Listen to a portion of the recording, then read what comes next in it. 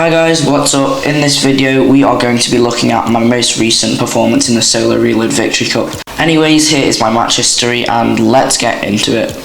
Going into game 1, I died off spawn because some kid randomly just decided to key me out of nowhere and I just missed my pump and got really unlucky. So yeah, going into game 2, I knew I had to lock in, but unfortunately this was not the case.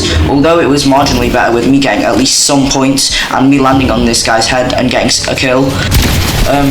Like me making the worst peek in a minute, like making the left hand peek and somehow winning that. Like replay, look at my HP, I should have died. End game here, I just pretty much scuffed being on a bad layer, even though I had good mats and I wasn't aware of who was near me and like whatnot. So that's how I went down.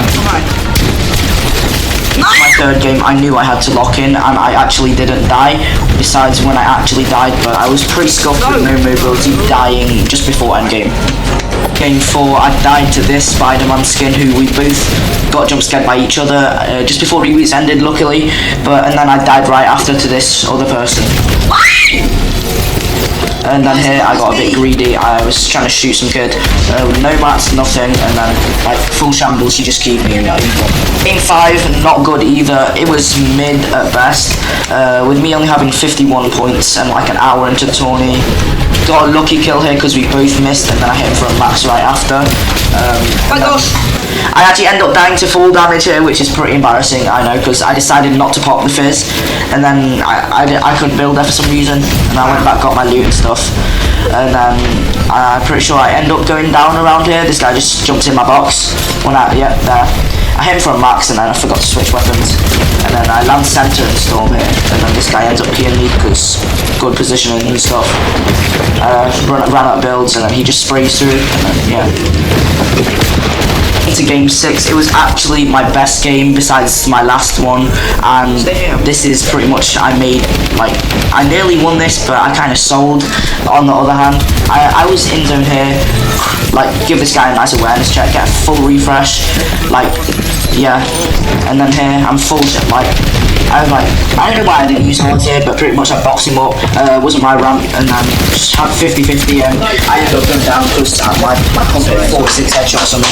Into game 7, which is my second to last one, I ended up going down like end game pretty much. This guy I have a combat shotgun, what am I meant to do? Literally nothing.